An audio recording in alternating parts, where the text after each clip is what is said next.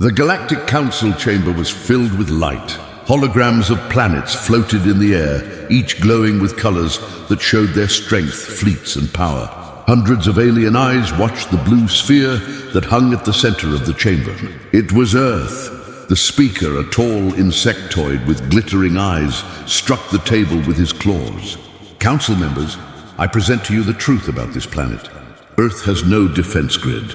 It has no visible space fleet. Its orbital platforms are weak and outdated. This world is vulnerable.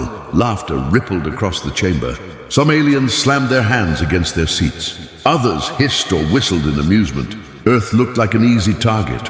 One reptilian warlord leaned forward, his scales shining under the chamber lights. Defenseless, he said, perfect for conquest. The humans will fall before they even know we are coming. But not everyone laughed. At the far side of the chamber sat an old counselor, a pale-skinned being with silver robes. His expression was grave, his eyes heavy with fear. "You fools," he whispered. "Do not mistake silence for weakness," the chamber quieted. Dozens of alien faces turned to him. "What are you saying?" demanded the insectoid speaker. "I am saying this," the old counselor replied. "Every race that has tried to take Earth has vanished. Their ships never returned. Their records end in static and screams. Do you think that is a coincidence?" Whispers filled the chamber. The laughter died away. For the first time, unease settled in the hearts of the council. To prove Earth was weak, an alien admiral ordered a scout ship to approach the planet. The chamber's walls lit up as the feed came through. Everyone leaned forward. The scout ship entered Earth's orbit, its cameras turning toward the planet's surface. Blue oceans, white clouds, and green continents came into view. Everything looked normal. The crew laughed and reported no danger. Then the feed flickered. The stars behind the planet shifted. Something vast moved in the darkness. The screen shook as the scout sensors went wild. "What is that?"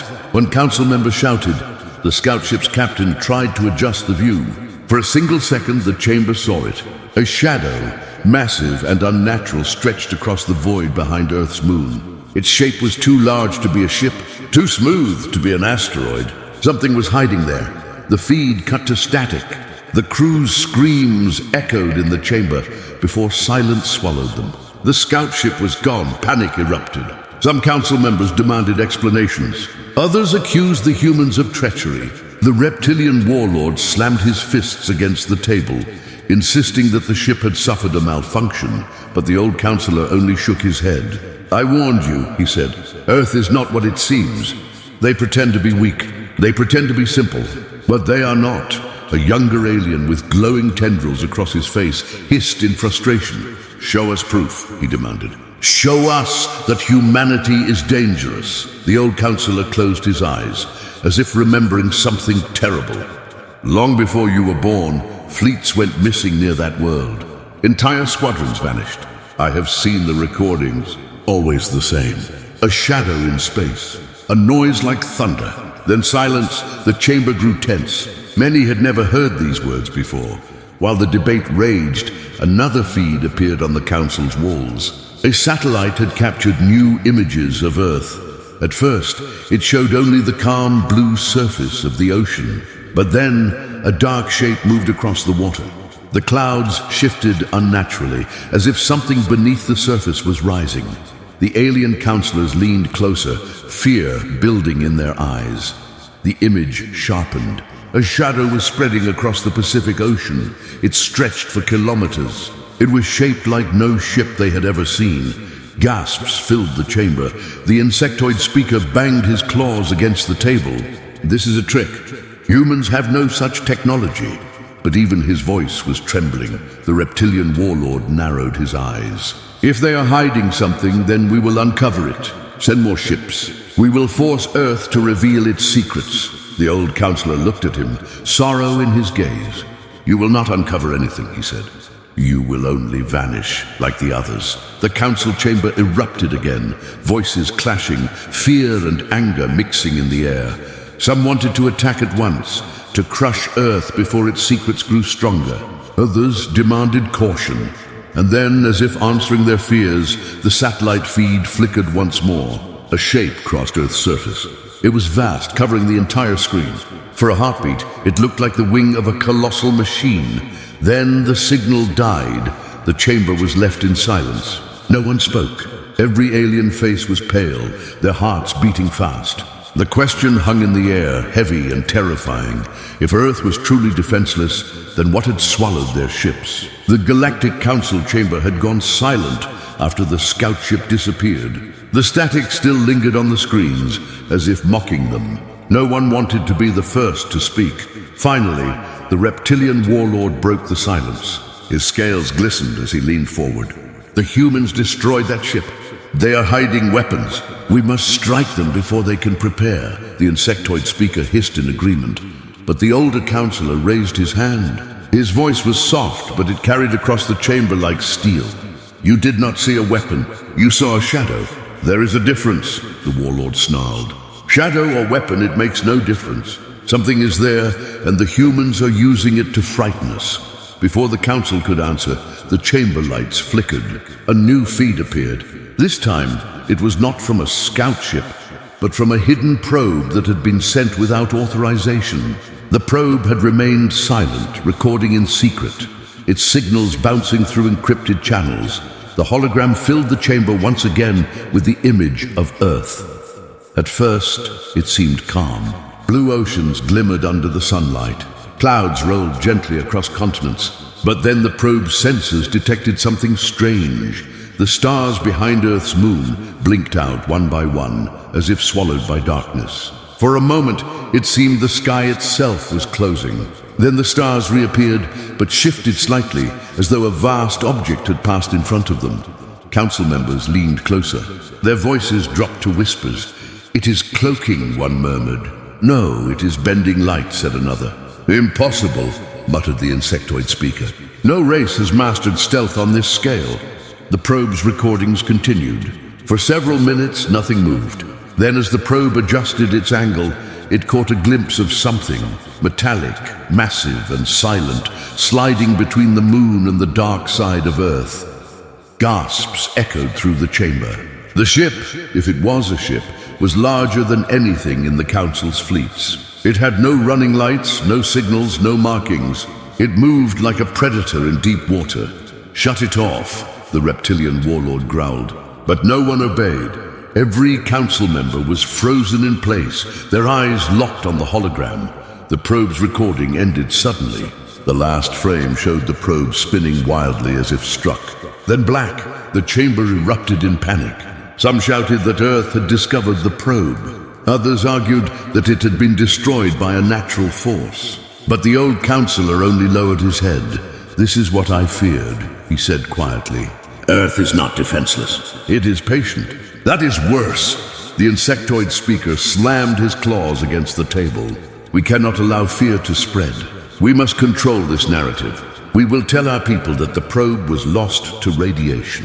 Nothing more, but the fear had already taken root. Even the bravest warriors in the chamber were trembling. Another council member, a being with crystal skin that shone like glass, rose to speak. "If Earth has cloaked fleets, then they have been hiding them for generations. Why remain silent until now? Why not show their strength earlier?" The old counselor's eyes were grave. "Because predators do not roar before the kill. They wait until the prey steps too close." That silence was broken by a new alarm. Another satellite feed blinked onto the chamber walls. This one came from an automated station orbiting far above Earth. At first, the images seemed ordinary. Oceans shimmered, cities glowed faintly with light, and clouds drifted slowly. But then the satellite captured something unexpected. A massive disturbance surged beneath the Pacific Ocean. Waves rippled outward, unnatural in size. Something was rising. The alien counselors leaned forward, their faces pale with fear. The water split, and a shadow emerged beneath the surface. It was larger than a continent, its outline impossible to measure. The reptilian warlord tried to laugh, but his voice cracked. "A trick. They are projecting illusions." But his words carried no conviction. Everyone could see the truth. Something was moving below the ocean, and it was not an illusion. The chamber filled with panic once again. Whispers turned to shouts. Some demanded immediate attack. Others begged for caution. The council was tearing itself apart. Then, as if mocking their fear, the satellite image sharpened. For only a moment, the chamber saw a structure rising from the ocean. Its surface gleamed with strange markings. Its size dwarfed any alien dreadnought. The feed cut out. Gasps echoed across the chamber. No one dared to speak. The old counselor finally whispered the words that everyone was thinking. Earth is not defenseless. Earth is hiding something older and stronger than all of us. Every alien eye turned to the hologram of Earth, shining silently in the chamber's center. It looked calm, peaceful, harmless, but now none of them believed it. And then came the final shock. A faint new signal appeared, captured by deep space relays on the edge of the solar system. A repeating code. It was not human. It was not alien. It was something else. The code repeated 3 chilling words. We are awake. The Galactic Council chamber was restless. For cycles, fear had been growing, but now it had reached its peak. The words from the strange signal, "We are awake," still echoed in every mind. The reptilian warlord slammed his fist against the table. Enough of this fear. We are warriors. We cannot be frightened by a few shadows and strange signals. His scales flashed angrily under the chamber's lights. We will bring the full force of our fleets and crush Earth. But others shook their heads. The crystal-skinned delegate, her body glowing faintly, spoke with a trembling voice. You saw what rose from the ocean. You saw the size of it. Our fleets are strong, but they are not infinite. What if the humans have more of these things? The insectoid speaker hissed and spread his thin arms. Then we must confirm. We must know the truth before we risk everything.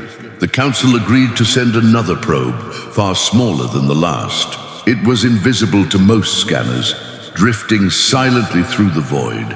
The chamber waited for its feed in tense silence. The hologram lit up. The probe was far above Earth, watching from deep space. For a long time, the planet looked calm.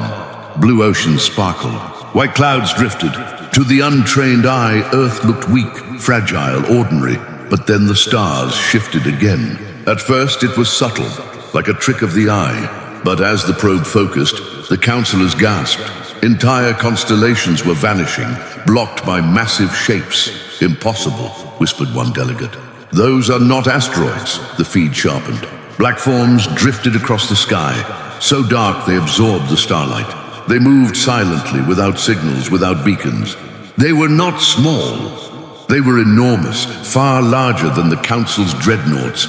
The old councillor leaned forward, his face pale. There, that is the fleet. They have been here all along. Council members exchanged horrified looks. How long had humanity been hiding these ships? How many more were cloaked, waiting in the darkness? The insectoid speaker hissed in denial. No race could build so many ships without being seen. This is deception, illusion. But the probe's sensors did not lie. The black ships drifted together in formation. Their movements were precise, deliberate, military. They were not random shadows. They were an army. The probe tried to magnify one ship. For a split second, the chamber saw its hull. It was scarred, burned, and marked with strange symbols. The design was unlike anything known in the galaxy. Too ancient, too alien, too human, the reptilian warlord growled. If these ships exist, why do they not show themselves? Why do the humans hide them? The old counselor answered with a voice heavy with dread. Because predators wait until the prey is close. Because the humans want you to believe they are weak. Then when you strike, they reveal the truth. The warlord sneered, but even his voice shook now. You speak of humans as if they are gods. Not gods, the old counselor replied softly. Hunters. The probe drifted closer, daring to scan the strange fleet. Its sensors reached out, measuring size and energy. Then without warning, every black ship turned. Not one or two, all of them. The chamber froze. Dozens of alien eyes widened in shock. The ships had turned in perfect unison, their hulls glowing faintly with hidden power. The probe had been noticed. On the screen, the stars disappeared as the black ships shifted closer. Their formation closed around the probe like a fist. The probe tried to escape, but static filled the feed. The last image it captured burned into the chamber's memory, a single human emblem carved into the hull of one warship. A circle with a rising spear, a mark of war. The feed went black. The council chamber erupted. Panic and rage collided. Some demanded retreat, others demanded war. Voices clashed until they became noise. Finally, the insectoid speaker slammed his claws down. We cannot allow humanity to continue this deception. If they have fleets, they must be destroyed before they strike first. The crystal-skinned delegate shook her head. You do not understand. Those ships were not built to invade. They were built to wait. That makes them far more dangerous. But the warlord's eyes burned with fury. Then let them wait. We will attack now. Send our fleet. If humanity is hiding predators, then we must cage them before they hunt us all. The chamber shook with agreement and protest. The council divided more than ever. Yet no one could deny what they had seen. Earth's orbit was no longer empty. It was a battlefield waiting to ignite. Then came the final blow. A new transmission played across the chamber. It was not from the council. It was not from the probe. It was from Earth. A voice, calm and cold, spoke in perfect galactic standard. You wanted to see our defenses. Now you have. Step closer, and you will see why no fleet ever returns. The chamber fell into silence. No one moved. No one breathed. The Galactic Council chamber was frozen in silence. The voice from Earth still echoed in the minds of every delegate. Step closer, and you will see why no fleet ever returns. No one wanted to admit it, but the humans had spoken with the confidence of predators. They had not begged. They had not threatened wildly. They had spoken like beings who already knew the outcome of the next war. The reptilian warlord growled, his claws scraping across the table. They dare to mock us. They dare to warn us. I will not be intimidated. My fleet will strike first. The crystal-skinned delegate shook her head. Did you not see their ships? Did you not hear their tone? They are not bluffing. The insectoid speaker raised his voice, trying to regain control. We cannot live in fear of a single world. Earth must be tested. If they are hiding weapons, we will uncover them. The council voted quickly, fear clashing with arrogance. In the end, a decision was made. More probes, this time armed, would be sent into Earth's orbit. If the humans destroyed them, then war would be declared. The chamber darkened as new feeds appeared. Probes entered the solar system cloaked and silent. They moved into position over Earth. For a long moment, nothing happened. The planet looked peaceful again. Then the ocean stirred. The probe's cameras locked onto the Pacific. At first, it was only a ripple, like a storm forming below the surface. But the ripple grew larger. The water spun in circles, as if pulled by some invisible force. Gasps filled the chamber. The waves stretched for kilometers, towering higher and higher. A dark shape rose beneath them. The probes focused. Something metallic was breaking through the surface. It was vast, larger than anything in the Council's records. The ocean itself seemed too small to contain it. The first section emerged, a jagged tower, black and scarred. Water streamed down its sides like rain. Strange markings glowed faintly along its hull. They were not alien symbols. They were human. It is a warship, whispered one delegate. No, the old counselor corrected. His voice trembled with awe. It is something more. The tower kept rising. A massive hull followed, covered in armor plates thicker than city walls. The scale was impossible to measure. It was larger than a continent. It dwarfed even the Council's greatest dreadnoughts. The probes tried to scan it, but their signals bounced back. The ship was cloaked in layers of energy shielding unknown to galactic science. The insectoid speaker hissed in shock. How could they build such a thing? Where did they get the resources? The old counselor's eyes darkened. Perhaps they did not build it. Perhaps they uncovered it. Perhaps it was always there, sleeping beneath their oceans. As the warship rose higher, thunder echoed across Earth. Lightning split the sky. Cities along the coasts shook from the waves. And yet, no human voice cried out in panic. No ships fled. No army scrambled. It was as if humanity had always known this day would come. The probes tried to retreat. One managed to send back a final image. It showed the warship in full, a giant black leviathan with rows of cannons stretching across its hull. Its engines burned with a faint red glow, like the eyes of something alive. The council chamber erupted in terror. This is impossible. They are primitives. They cannot command such power. This changes everything. The reptilian warlord's voice rose above the chaos. Then we must strike before they awaken more. If one ship rises, there may be hundreds. But before the chamber could agree, the probes died. The feed cut to static. Every signal was gone. The insectoid speaker slammed his claws against the table. They destroyed our probes again. The old counselor's voice was low, almost a whisper. No, they did not destroy them. They ignored them. That is worse. Silence spread through the chamber. The hologram of Earth floated above them, its ocean still glowing with the memory of the storm. The warship was gone from their view, hidden once more beneath the waves. But they had all seen it, and none of them would ever forget it. The reptilian warlord bared his teeth in a snarl. Then we march to war. If we hesitate, they will rise and consume us all. The crystal-skinned delegate's voice cracked. Or if we march, we will be the next prey. The council broke into shouts again, fear and fury clashing in every corner. But while they argued, a final message appeared on their screens. It was short, simple, and unmistakably human. It said only, "This was one ship. Do you wish to see the rest?" The chamber fell into stunned silence. Humanity reveals the first ocean warship, terrifying the council. Cliffhanger with the chilling message about the rest. The council chamber was drowning in fear. The human message still pulsed across the walls. This was one ship. Do you wish to see the rest? The reptilian warlord stood tall, his scaled body shaking with rage. They are taunting us. They want us to believe they hold power. They show us one ship, then send threats. I will not bow to humans, but the crystal-skinned delegate whispered back, her glowing body flickering like a dying flame. You saw it with your own eyes. That ship was not a trick, and if they have more, the warlord cut her off. Then we crush them before they rise. The insectoid speaker raised his claws. We cannot ignore this.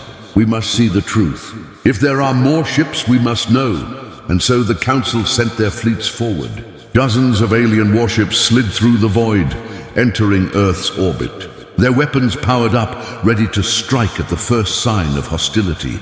The chamber watched in tense silence as the alien armada approached the blue planet. Earth looked calm and helpless, as if nothing had changed. To many, it almost seemed weak again. The warlord hissed in triumph. See, no fleet, no resistance. Their message was an empty bluff. But then the stars shifted, the fleet's sensors detected anomalies. Entire sectors of space shimmered. Lights flickered. Something massive moved just beyond sight, and then, one by one, the shadows peeled away. Warships uncoiled from the darkness. Black holes the size of cities emerged, bristling with weapons. They had been there all along, cloaked in silence, waiting. Gasps filled the chamber. Delegates clutched their seats in shock. In perfect formation, hundreds of human ships revealed themselves. They dwarfed the alien fleet, their hulls scarred with the marks of old battles. Their cannons glowed faintly, humming with power. They were hiding an entire armada, whispered the crystal-skinned delegate. How long have they been waiting? Alien captains aboard their ships froze. Their scanners showed impossible numbers. The human fleet was larger, more organized, and positioned with perfect precision. Every alien ship was already targeted. The old counselor spoke, his voice heavy with dread. Do you see now? This is why Earth remained silent. They were never defenseless. They were bait. The chamber shook with panic. Some shouted for retreat. Others demanded to fire first. In orbit, the alien fleet began to break formation. Captains trembling as they saw the humans closing in. The black warships drifted like predators, their weapons locking onto every target. Yet, they did not fire. The silence was worse than any attack. Human soldiers appeared on the alien feeds, standing in power armor, silent and unmoving. Their faces were hidden by helmets, their weapons ready. The image carried a single message. Humanity was prepared for war, but would not start it. They are waiting, the old counselor murmured. They want us to strike first, the reptilian warlord roared in anger. Then let us strike! He slammed his fists against the table, his eyes burning. They cannot stop us all, but no one moved. No alien captain dared to fire. Every one of them could feel it. The humans already knew the outcome. On Earth's surface, strange signals began to pulse. Cities lit up with patterns that looked like ancient codes. Energy fields spread across the planet, shimmering faintly in the atmosphere. It was as if the entire world was awakening. The insectoid speaker hissed nervously. What are they doing? What are they activating? The feeds shook. From beneath the clouds, more shadows rose. Giant shapes slipped free from the oceans and mountains. The human fleet doubled in size, as if the planet itself was giving birth to warships. Delegates screamed in terror. They are everywhere. This is impossible. Humanity should not have this power. The crystal-skinned delegate's voice cracked. If this is their defense, then what is their offense? The alien fleet in orbit began to retreat. Captains whispered that it was suicide to stay. But before they could flee, the human ships moved forward. They advanced in perfect silence, boxing the aliens in. The chamber filled with panic as the feed zoomed in on one massive human warship. Across its hull, a phrase was painted in bold letters, written in galactic standard. It read, "We were never defenseless." The reptilian warlord roared in fury. "They are mocking us." Fire! Fire now! But before the alien captains could obey, a deep voice came across every channel. It was human, calm, cold. "You have come close enough. Leave now, or stay and be erased." The alien fleet hesitated, trapped between fear and pride, and then, without warning, one alien ship fired. A single plasma bolt cut through the void, streaking toward a human vessel. The council chamber erupted in shouts. The reptilian warlord smiled viciously, but then the plasma bolt vanished. It dissolved in mid-space, swallowed by an unseen field. The humans had not even moved. Every alien captain froze. The war had begun. Humanity reveals its massive cloaked fleet, surrounds the alien ships, and absorbs the first attack without flinching. Suspense is at maximum. The alien plasma bolt had vanished in silence. One moment it was rushing through the void, glowing with deadly energy, and the next it was gone, erased as though space itself had swallowed it. The Galactic Council chamber erupted in chaos. Delegates shouted over each other, fear and disbelief twisting their faces. They have shields beyond our science. No fleet can stand against them. It is witchcraft. Trickery. The reptilian warlord stood tall, his voice cutting through the panic. No trick. They are powerful, yes, but no shield is eternal. Strike again with all ships at once. Overwhelm them. Yet the alien fleet in orbit remained frozen. Captains trembled at their consoles. Their sensors screamed warnings. Every ship was locked in the sights of the human fleet. Firing again would mean death. Then a new voice filled every channel. Calm, steady, and unmistakably human. "You have tested us. Now hear our answer. Earth is not prey. Earth is not defenseless. You will leave, or you will learn why your fleets never return." The words hung heavy in the council chamber. The insectoid speaker hissed in disbelief. "They give us a choice? They speak as though they rule us." The old councillor's eyes narrowed. "No, they are offering mercy. A predator that spares prey is more terrifying than one that kills." In orbit, the standoff stretched. Alien warships drifted nervously, while the human fleet remained steady, silent, unshaken. Soldiers stood on decks in gleaming armor, weapons ready but unfired. The humans were waiting. The reptilian warlord slammed his claws into the table. "Cowards. They hide behind words. If they were true warriors, they would strike us down." But his voice was drowned out by another image flashing on the chamber walls. It was not from the fleets. It was from deep human archives, somehow transmitted directly into the Council's systems. Ancient battles unfolded before their eyes, wars long erased from galactic history. The Councilors saw human ships fighting alien empires no one had spoken of in thousands of years. Fleets burned, worlds cracked. The humans had fought and destroyed powers greater than the Council itself. And yet, in every record, humanity had erased its presence, leaving only silence. "This is impossible," whispered the crystal-skinned delegate. If these wars were real, why are they not in our records? The old counselor answered with a grim voice, because the victors choose what survives. Humanity was the victor always. The chamber was filled with fear. No one laughed now. No one doubted. Humanity had not been weak. They had been patient, hidden, waiting for the galaxy to forget. Back in orbit, the tension broke. An alien captain, trembling with fear, ordered his ship to retreat. Engines roared to life as the vessel tried to flee past Earth's orbit. The humans did not fire. Instead, their fleet shifted, opening a silent path. The alien ship sped away, vanishing into the stars. Relief swept through the alien armada. Perhaps they would all be spared, but then the human voice returned, colder than before. Those who leave may live. Those who fire will not. The reptilian warlord's face twisted with rage. They humiliate us. They treat us like children. We must fight. Yet no one else in the chamber spoke. For the first time, the mighty council had no answer. The humans had shown restraint, and that restraint was more terrifying than destruction. It meant they were in complete control. The crystal-skinned delegate whispered, "If they do not seek conquest, then what do they want?" The old counselor lowered his head. "They want peace on their terms, and they want us to fear the price of breaking it." Suddenly, alarms blared across the chamber. A new feed appeared. The alien fleet still in orbit had broken apart. Some were retreating, but others were gathering weapons, preparing for another strike. Pride and fear clashed within them. The human fleet did not move. Their weapons glowed faintly, waiting. The reptilian warlord roared, "Fire again!" "Show them," the council bows, "to no one." And then, without warning, another alien ship fired. A torrent of plasma bolts streaked through the void.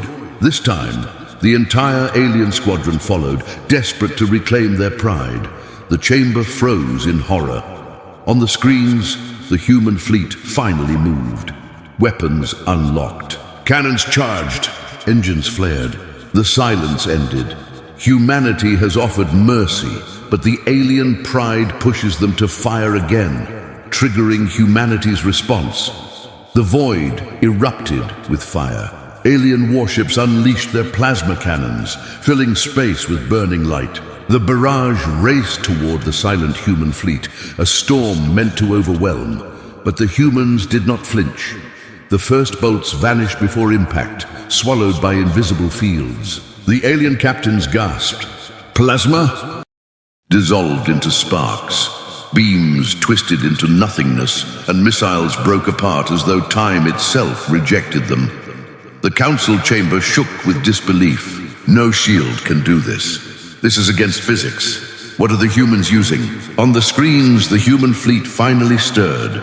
Their ships glided forward in perfect formation, silent and deliberate, like predators circling prey. A deep voice echoed across every alien channel, steady and merciless. You chose war. Now you will understand why no fleet ever returns. The first human cannons fired. There was no flash, no roar, no spectacle, only precision. Thin beams of light streaked across space, touching alien hulls with quiet finality. Ships that had survived countless battles cracked open like shells. Armor plates shattered, engines died. Crews screamed as their vessels were torn apart in silence. The alien fleet tried to scatter, but the humans were faster. Each warship moved with impossible coordination, predicting every evasive maneuver, striking at weak points as if they had studied these ships for centuries. "It is not random," whispered the crystal-skinned delegate. "They know exactly where to strike. Every weakness, every flaw." The reptilian warlord slammed his claws against the table, his voice breaking with fury. "Fight back. Overload their shields. Ram them if you must." But the alien captains had lost hope. Their weapons could not touch the humans. Their fleets could not withstand the precision of the attack. On the screens, a squadron of alien cruisers charged forward in desperation. They lit their engines to maximum, planning to ram the nearest human warship. The humans let them come. Then at the last moment, the black Leviathan ship rose between them. Its hull gleamed with ancient scars. Its cannons ignited, and the cruisers disintegrated before they ever touched it. the chamber filled with horrified gasps. The old counselor whispered, "This is not war. This is execution." One by one, alien ships fell. Explosions painted the void, fire scattering like broken stars. Human warships advanced through the wreckage without slowing. An alien admiral shouted across the feed, her voice cracking with fear. "We surrender! Do not fire! We yield!" The human fleet halted for a moment. Weapons powered down, but they did not retreat. The silence was more terrifying than the battle. Then the voice returned, cold, final. "You attacked Earth. You fired first. Mercy is not given twice." And the weapons roared again. The chamber shook as more alien ships were annihilated. Dozens fell in minutes. The warlord slammed his fists against the table in rage, but his voice was drowned out by the screams of panicked delegates. "This cannot be real. They are too strong. They will destroy us all." The crystal-skinned delegate stood slowly, her glow dim. "It is over. The humans have chosen. They will not stop at defense." But she was wrong. As the last alien ships burned, the human fleet did something no one expected. They did not chase the survivors fleeing into the stars. They did not bombard alien worlds. Instead, the black warships began to turn. Engines flared as they shifted formation, not toward Earth, but outward, beyond the solar system. The council chamber went silent. Delegates watched in disbelief as the human fleet left its homeworld behind, advancing into the galaxy. "Where are they going?" whispered the insectoid speaker. The old counselor closed his eyes. His voice was filled with dread. "They are going to us, to our homeworlds, to show us that nowhere is safe." The reptilian warlord bared his teeth in defiance, but his scales trembled. "If they dare step into our territory, we will resist." But even he knew it was a lie. The fleet that had erased his armada in minutes could not be stopped. On the screens, the humans advanced past the edge of the system, their warships fading into the darkness of space. Their formation was perfect, their silence absolute. Then, one last message pulsed through every channel, every fleet, every world in the Council's reach. "We are coming." The chamber erupted into chaos. Fear spread like wildfire. Some delegates begged for surrender. Others shouted for desperate plans of resistance. None of it mattered, because the galaxy now knew the truth. Earth was never weak. Earth was never prey, and humanity had just chosen to hunt. The galaxy trembled across 1,000 worlds.